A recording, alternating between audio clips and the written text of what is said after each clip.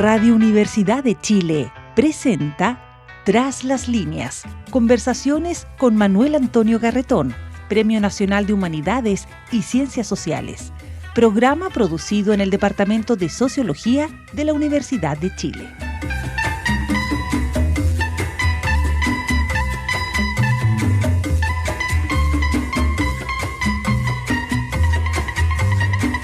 Muy buenas tardes.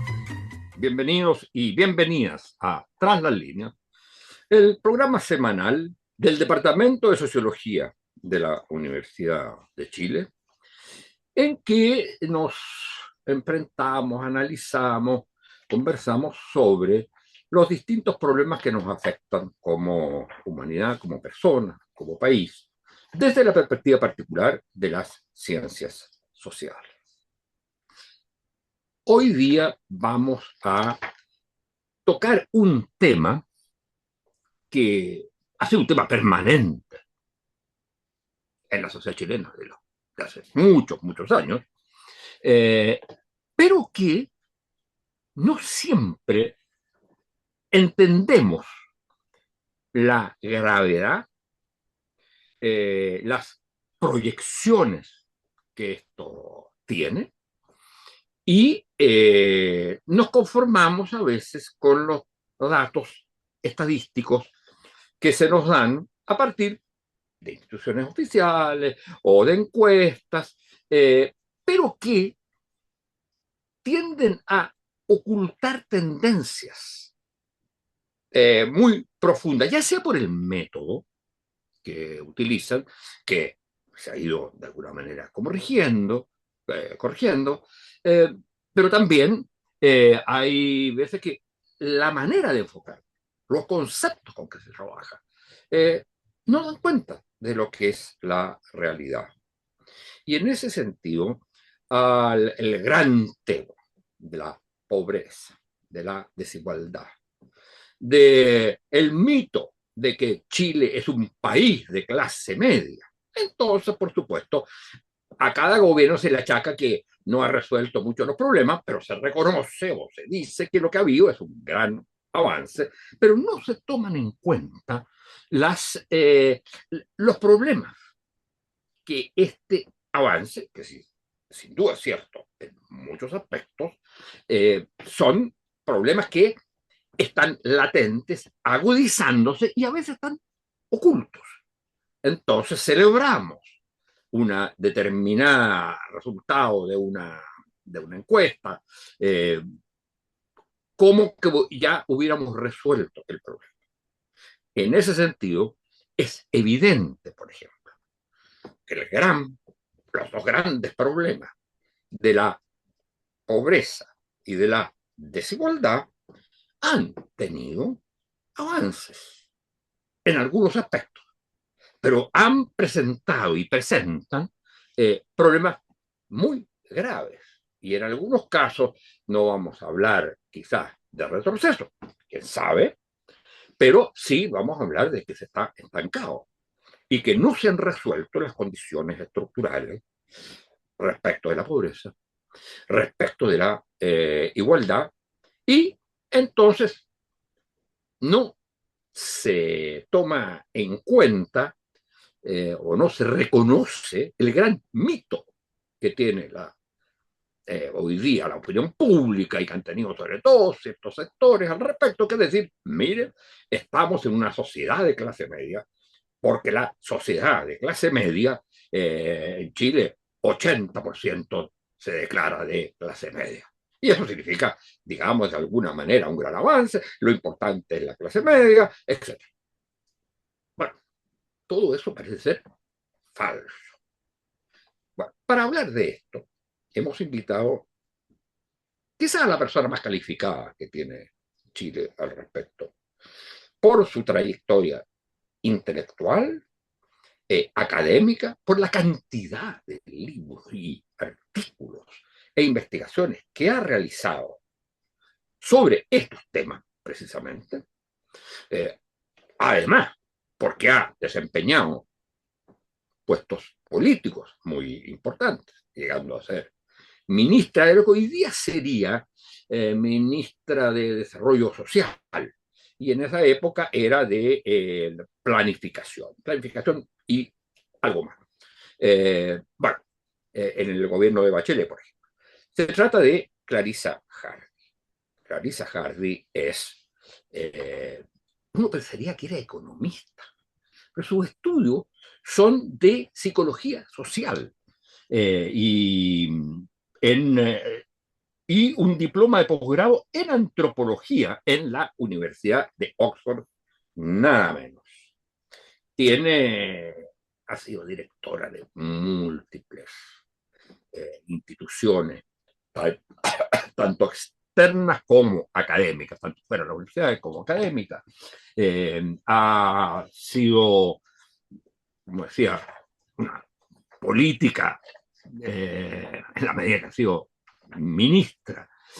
Ha dirigido una institución de estudios que fue muy importante, sobre todo en una época que todavía existe, que fue Chile 21, que era la que había generado el presidente Lago, y ella pasó a ser la que reemplazó al presidente Lago cuando el presidente Lago pasó a ser presidente.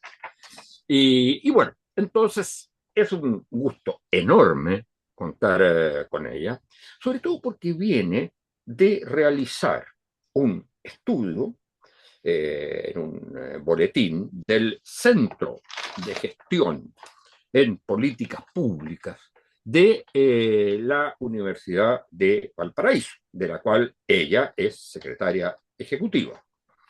Y nos toca encontrarnos porque me invitó a ser parte de ese directorio. Y bueno, es un centro muy activo que ha realizado investigaciones, informes de mucha importancia. Y bueno, ahora acaba de sacar un informe que ha coordinado ella precisamente para analizar estos problemas. Los problemas de desigualdad, los problemas de los datos sobre pobreza y, bueno, cómo esto se puede ir resolviendo, mostrando los equívocos que hay hasta el momento, haciendo ver que aquí no es un problema de datos sueltos, hay toda una estructura social que hace, uno, que no seamos país de clase media, dos, que haya aumentado en el último tiempo la pobreza y sobre todo que no hay un problema de desigualdad que se mantiene permanentemente y que es muy compleja. Eh, entonces, para conversar de esto, a partir del informe que viene ella de dirigir, redactar, está Clarissa. Y entonces vamos a partir por, eh, digamos, una pregunta muy general para después ir viendo estas dimensiones de pobreza, de desigualdad y de si existe o no existe una clase media como se dice que existe. Muchas gracias, Clarissa, por estar con nosotros. ¿Cuál es, a tu juicio, si uno pudiera sacar muy elementalmente para poder explicarlo después, las tres grandes conclusiones de este estudio que se basa en metodologías nuevas respecto de estos problemas? Bueno, primero saludarte, Manuel Antonio, agradecerte la invitación. Eh, este es un podcast que eh, sé que se escucha por el mundo académico que está dedicado a este tipo de materias, entonces quiero agradecer la oportunidad que podamos hablar de estas materias. Y además, el que seas tú quien me entreviste y me hagas las preguntas no solo por tu reconocimiento como Premio Nacional de Ciencias Sociales y Humanidades, que ya en sí hablan de tu trayectoria, sino por algo que tú no has querido comentar, pero que yo creo que es importante hacer presente, y que también hay un reconocimiento a tu trayectoria allí donde tú hiciste tu posgrado en Francia y que acabas de recibir un homenaje de la embajada. Entonces, Me siento muy honrada porque seas tú quien me invite a hablar de estas materias. Muchas gracias. Habíamos quedado que no íbamos a hablar de eso. Yo sabía, pero yo dije que lo voy a decir igual. Después de todo, tú también hiciste de mí una presentación demasiado elogiosa. Gracias. Por cierto, yo no reemplacé a Ricardo Lagos. Ricardo Lagos fundó y presidió. Yo dirigí la institución, pero sí estuvo a cargo de Chile 21 en su momento. Manuel Antonio, primera consideración, esta es una información que es pública, la que estamos trabajando y estudiando. Es parte de las responsabilidades del Estado de Chile, por razones de transparencia, de hacer públicos todas las bases de datos que registra el Estado. Y probablemente después del censo existe la encuesta nacional más masiva que existe en el país, que se hace cada 2 años, que es la encuesta de caracterización socioeconómica CACEN, que se aplica a más de 70.000 hogares en el país. Por lo tanto, es una muestra gigantesca y que te informa de la realidad socioeconómica de toda la población del país. Eh, por eso digo, es después del censo lo más grande que tenemos en materia de información. Y la pregunta que uno se hace es por qué con esa riqueza de información se entregan datos tan reducidos o tan parciales.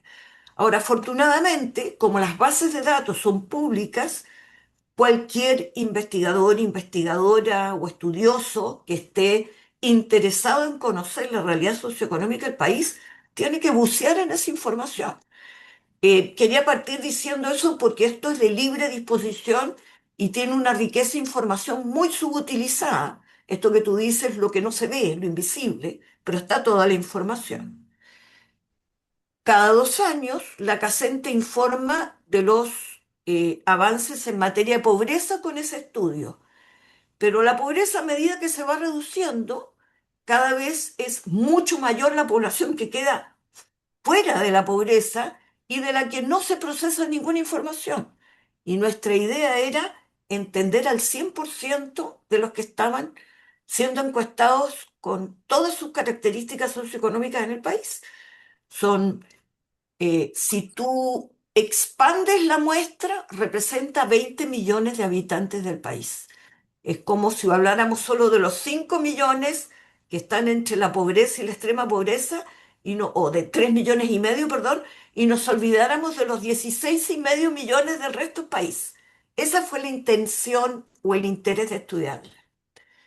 Entonces, lo primero que también es importante destacar que en esta ocasión, y fruto de un compromiso del Estado de Chile que se renueva cada 10 años, se hace cada vez más exigente la vara para medir la pobreza. Es decir, los requisitos a lo que tú entenderías es la necesidad de satisfacer necesidades básicas, el construir una línea de pobreza que exprese en dinero, monetariamente, lo que serían las necesidades básicas han variado mucho a medida que el país ha progresado y por lo tanto esta llamada canasta de necesidades básicas a ser satisfechas monetariamente son mucho más exigentes ahora.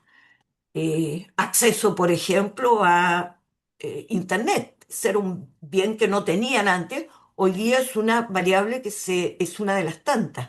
Lo digo como ejemplo porque por este solo hecho del cambio de la metodología para medir la pobreza y hacerla más acorde a la realidad de los avances que el país ha experimentado, se pegó un salto a la pobreza.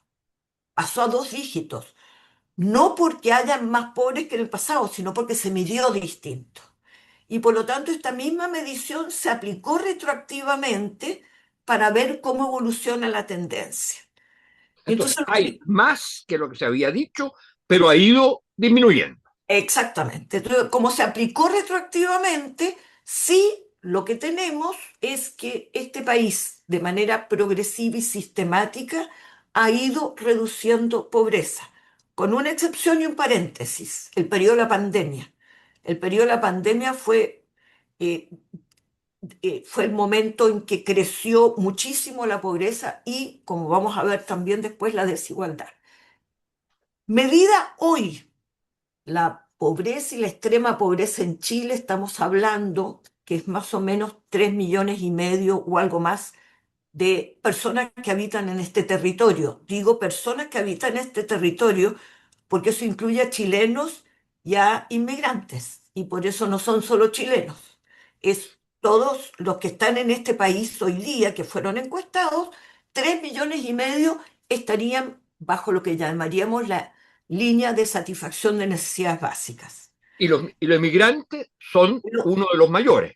es decir, proporcionalmente es el grupo de esta sociedad más afectado por condiciones de pobreza y de extrema pobreza. Tú te das cuenta que decir eso en un país en donde el migrante es visto como una carga, al que hay que sacar, según este gobierno, de la atención de consultorios, salvo que demuestren que están regularizados. Incluso con esta idea que casi parece el apartheid sudafricano, que habrían dos colas. Hay que atender la cola a los chilenos antes de atender la cola a los migrantes.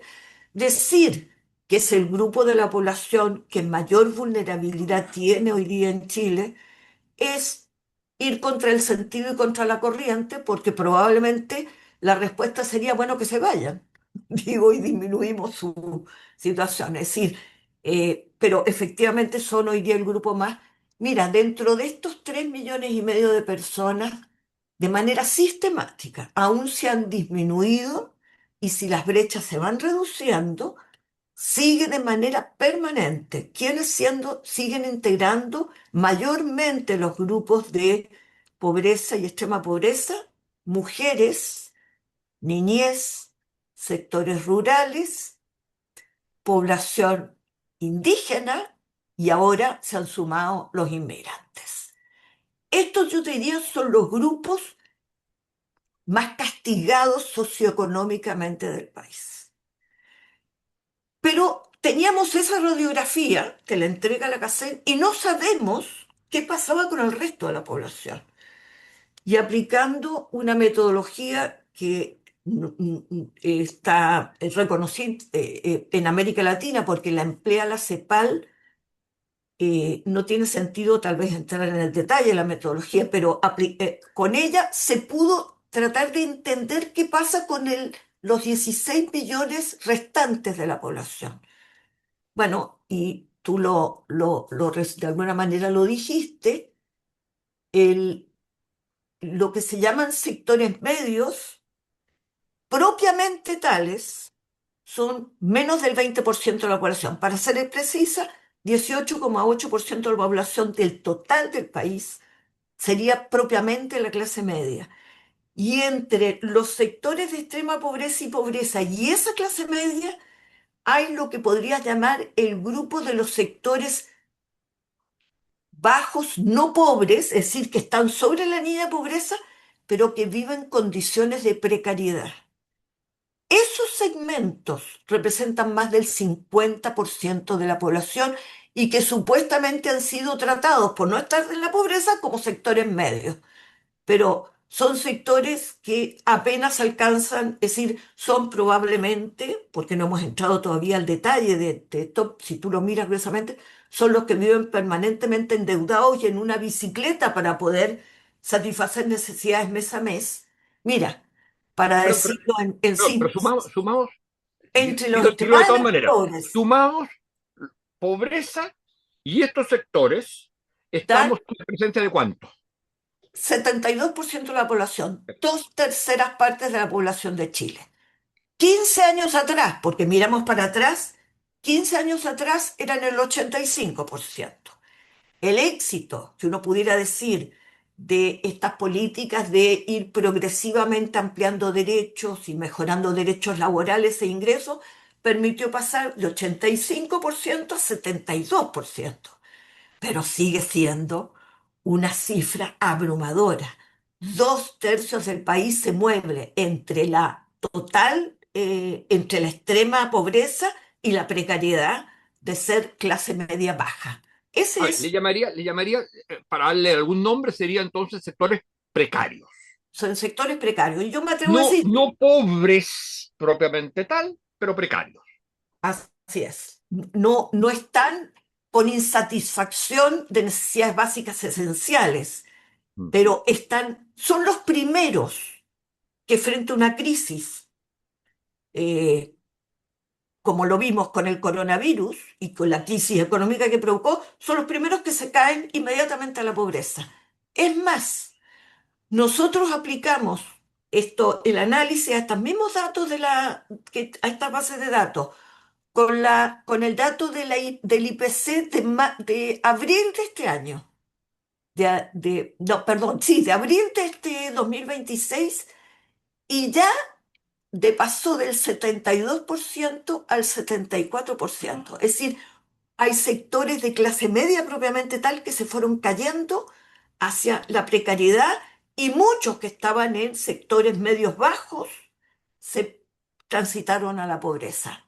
O sea, ¿qué Solamente quiere por decir? Que la inflación de este periodo. Solo en por un este periodo. mes, para decirlo de En el alguna mes manera, de en marzo. el primer mes de este gobierno, ¿eh?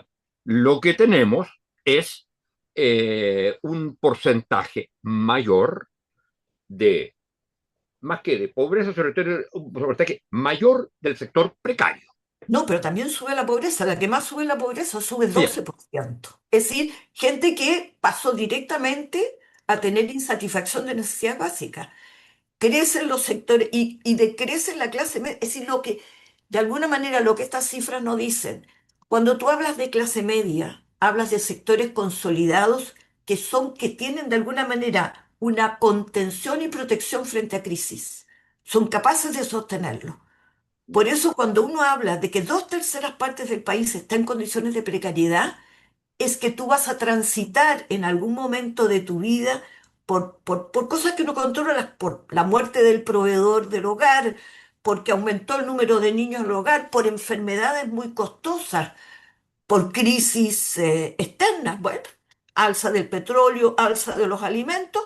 Tienes hoy día la posibilidad de que más de dos tercios, es decir, 74% en este momento del país, esté en estas condiciones.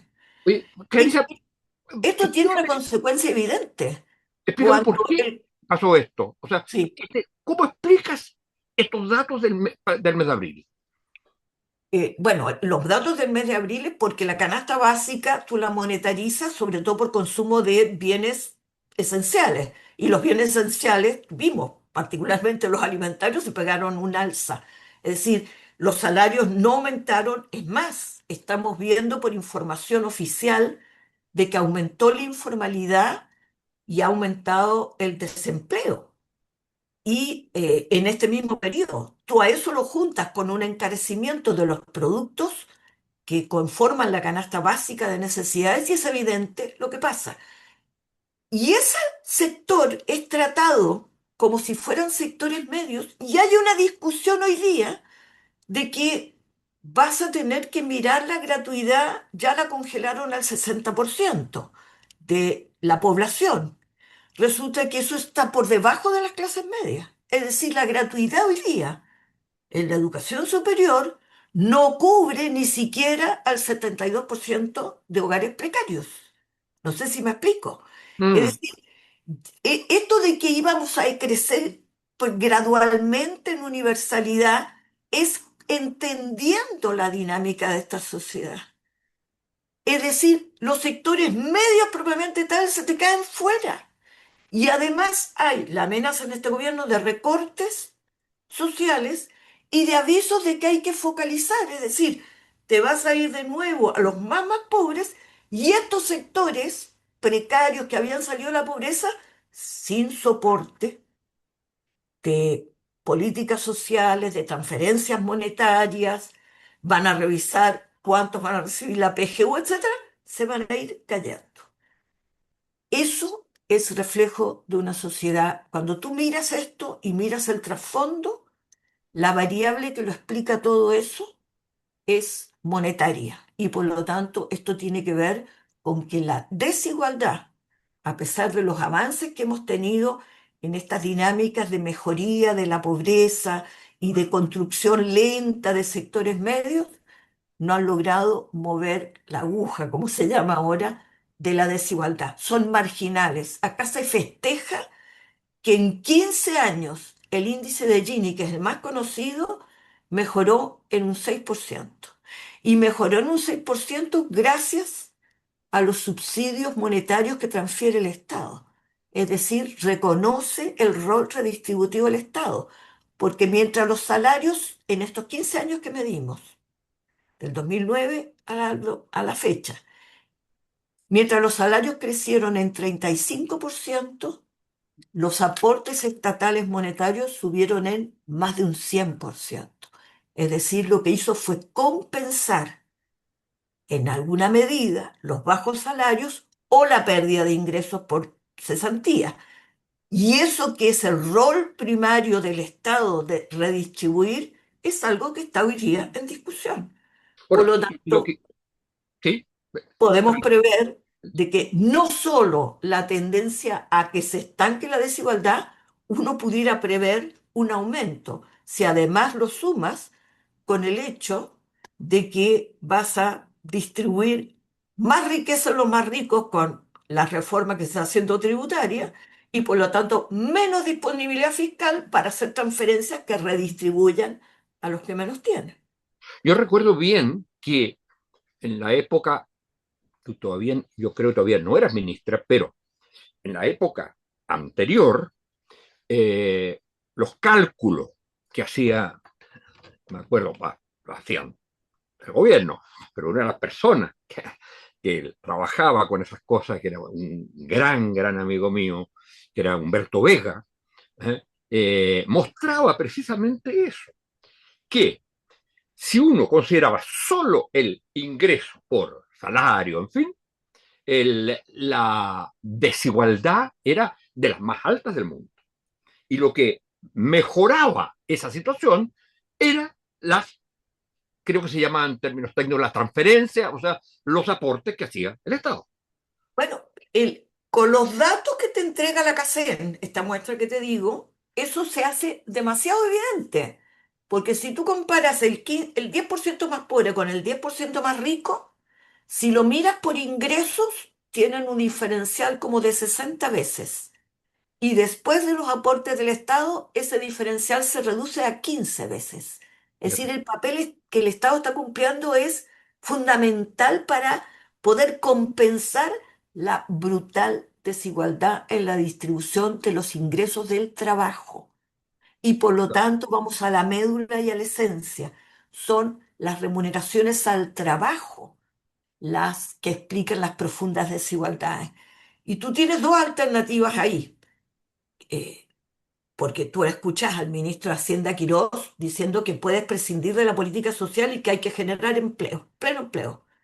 Y como alguien contestó muy inteligentemente en uno de estos mensajes de X, de Twitter, en la época de mis padres, todos trabajaban en la pulpería, pero nadie se educaba, nadie podía ir a la salud, se morían prematuramente. No es cualquier empleo.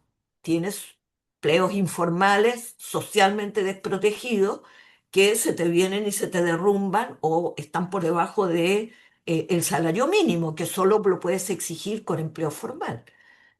De modo que el rol redistributivo del Estado aparece nítido cuando estudias, cuando te metes en las bases de datos, es nítido el papel que juega.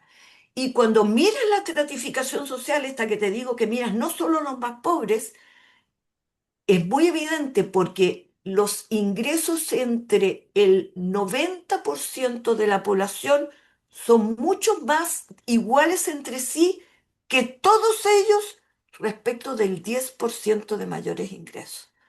En rigor, es una desigualdad por alta concentración del ingreso. A ver, repíteme ese último dato, porque yo creo que es clave.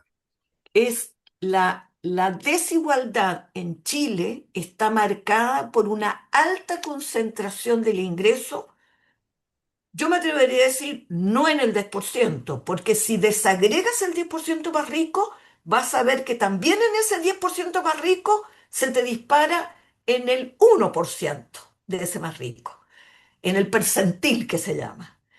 Pero si tú miras al 90% de la población, sus diferencias de ingresos están es una tendencia muy leve la desigualdad y se pega un salto en el decil más rico. Eso Bueno, te habla de alta concentración. ¿Y qué es lo que están haciendo con la reforma tributaria? Aumentando aún más la concentración del ingreso. Es decir, es evidente cuál va a ser el resultado.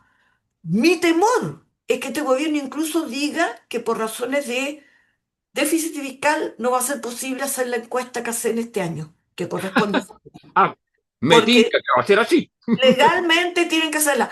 Mi temor es que puedan decir que como hay déficit fiscal, ¿para qué cada 2 años, sino cada 3 o cada 4?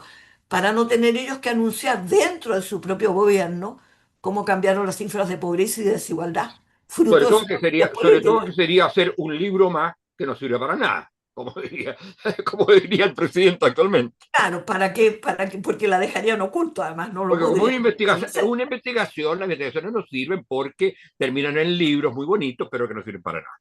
Y Oye, así no generan trabajo, dices tú. oye, no, según él.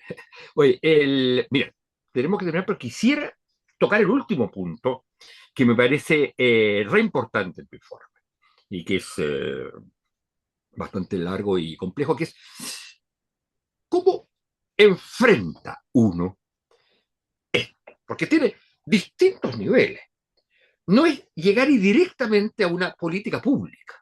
Supone una reflexión sobre cómo se ha construido esta estructura para superarla. Entonces me imagino que el tipo de sugerencias que uno hace no es solo, digamos, al artículo tanto de esta nueva ley, digamos, ¿cómo se le llama? La ley Tutti Frutti. Eh, no es cuestión de solo cambiar números, porcentajes. Implica una visión estructural distinta. ¿Cómo, cómo verías tú eso? Mira, yo creo que está nítido que hay dos proyectos de sociedad muy evidentes.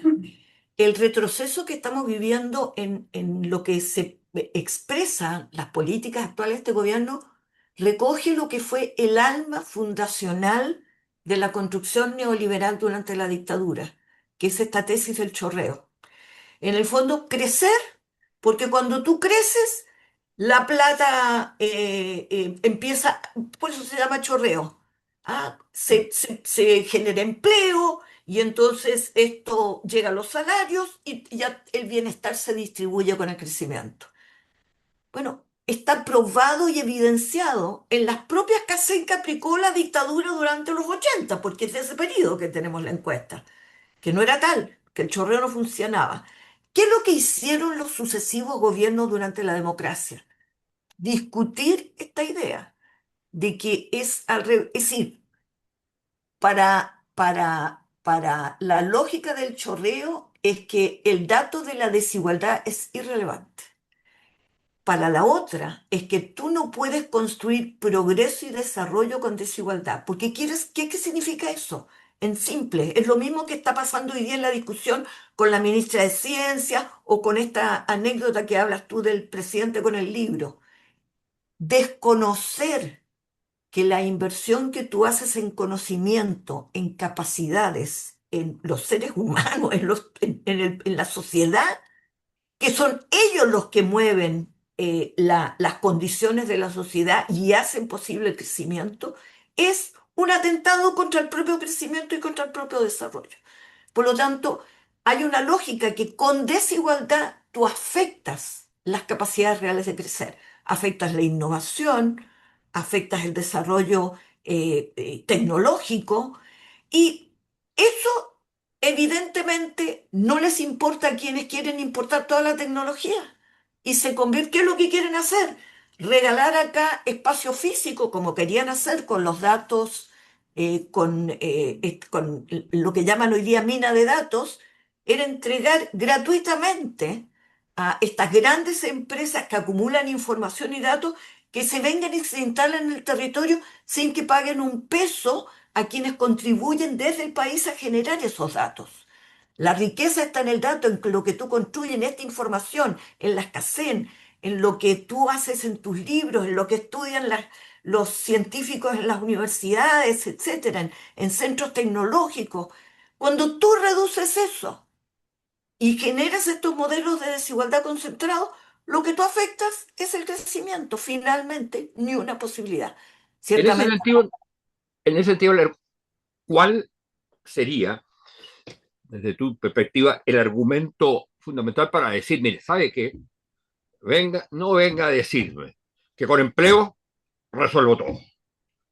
Porque implica, supongo, el tipo de empleo. Por supuesto que se pueden resolver problemas de vida de una determinada persona en determinado momento. Pero, es- pero pero eso para es pan para hoy.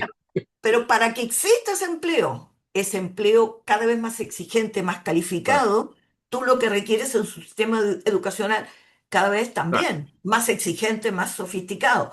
Requieres capacidad de un sistema de salud que se haga cargo de las nuevas enfermedades, no las tradicionales. Efectivamente, ahora nadie se muere de una diarrea, pero tienes que tener además capacidad de desarrollo para, ojo, la cantidad de muertes o no que un país tiene para enfrentar el coronavirus, por ejemplo, no solo está en la capacidad tuya de crear vacunas, de tener un sistema de salud que sea capaz de responder rápidamente y vacunar. No todos los países tenían esa capacidad institucional instalada. Y eso significa, cuando tú recortas ahora y dices, estoy recortando no atenciones, etcétera, pero estoy recortando miles de millones de pesos al sistema de salud, estás afectando también la posibilidad de contar con las capacidades para responder a estas cosas. Entonces, la salud de la población, la educación de la población es una condición básica para que tú tengas personas que participen con empleos de calidad. Porque sí, puedes tener estos empleos de las pulperías del pasado o los empleos app, las de aplicaciones de hoy altamente informales Mm. que dependen de si entregan o no entregan, no tienen regulación legal, no tienen protección social alguna, no hay seguro de cesantía para esa población. Por lo tanto, tienes empleos que no te garantizan absolutamente nada si no hay un mínimo, no un mínimo, o el adecuado y necesario peso de un Estado que se haga cargo precisamente de eso. Eso es lo que se llamaba en la ambición que uno tenía de una reforma constitucional, un Estado democrático y social de derecho. Era Claro, esto. claro. Esto básico, al no estar hoy día ni siquiera garantizado por la Constitución, puede un gobierno de turno revertir una lógica de incremental que teníamos de universalización de derechos, detenerlo, retrotraerlo y volver a vivir situaciones que creímos superadas como las que se vivieron, porque la lógica de este gobierno no es muy distinta a la de los Chicago Boys en el periodo de la dictadura, cuando se instala el modelo neoliberal.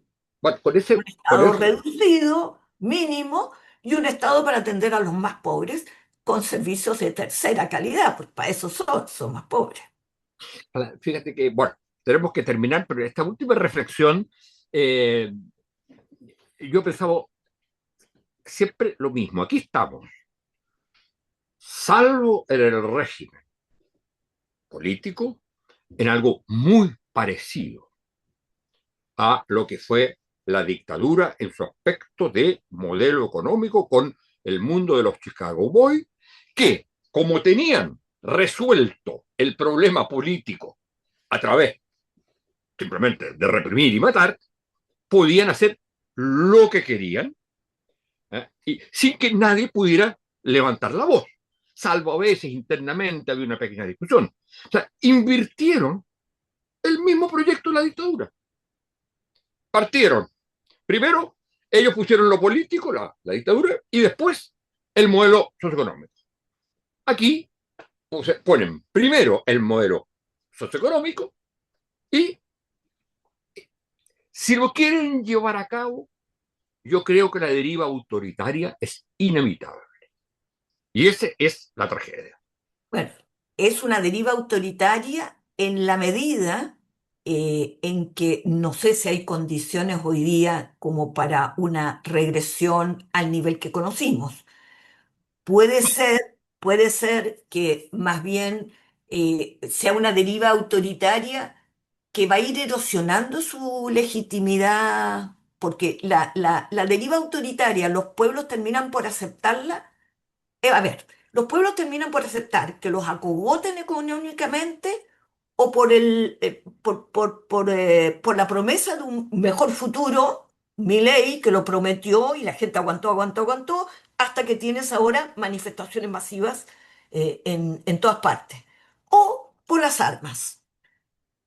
Esas son las dos posibilidades, pero no hay posibilidad en la medida que existan todavía capacidades de las instituciones democráticas, de la expresión ciudadana, de no aceptar condiciones de este tipo, que tú puedas regular hasta dónde y con qué límite pueden ellos impulsar un modelo económico de este tipo.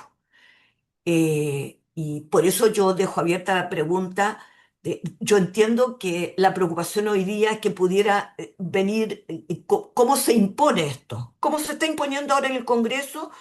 De rápido despacho, sin consulta con nadie, todavía están en los márgenes de la institucionalidad, pero a diferencia de comisiones, de las comisiones de la Cámara de Diputados o del Senado, que te daban el tiempo para debatir, que permitían mucha participación de la sociedad civil opinando sobre un proyecto de ley, aquí hay un indicio.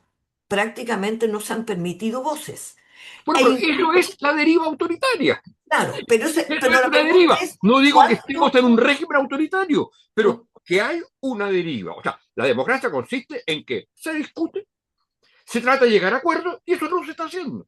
Sí, no, yo estaba pensando en llevarla al extremo de la deriva, estaba pensando en la buquelización de la realidad chilena. Yo me doy cuenta que dentro de los márgenes de la institucionalidad democrática están jugando en el límite, con el anuncio de los decretos, con los despachos extra rápidos en el Congreso sin Pero posibilidad estaremos de acuerdo que de todo esto es deliberación. menos democrático que lo que había antes. Sí, sin duda, sin estar todavía amenazada la Claro, institucionalidad democrática. Lo grave de esto es si hay un pueblo o una sociedad, yo sé que esto da para otra, si es capaz de permitir esto cuando el agua llegue acá. Porque a Pinochet la protesta ciudadana le llegó después que la demanda de libertad por el acogotamiento económico. Es decir, fue crucial. Y por eso están jugando también con fuego. bueno, muchas gracias, Clarisa. Haber, digamos, hecho un resumen de esa situación en esta media hora es una cosa increíble y te lo agradezco muchísimo. Y muchas gracias a ustedes, señoras y señores, auditoras y auditores, y será hasta la próxima semana. Radio Universidad de Chile presentó Tras las líneas, conversaciones con Manuel Antonio Garretón, Premio Nacional de Humanidades y Ciencias Sociales, programa producido en el Departamento de Sociología de la Universidad de Chile.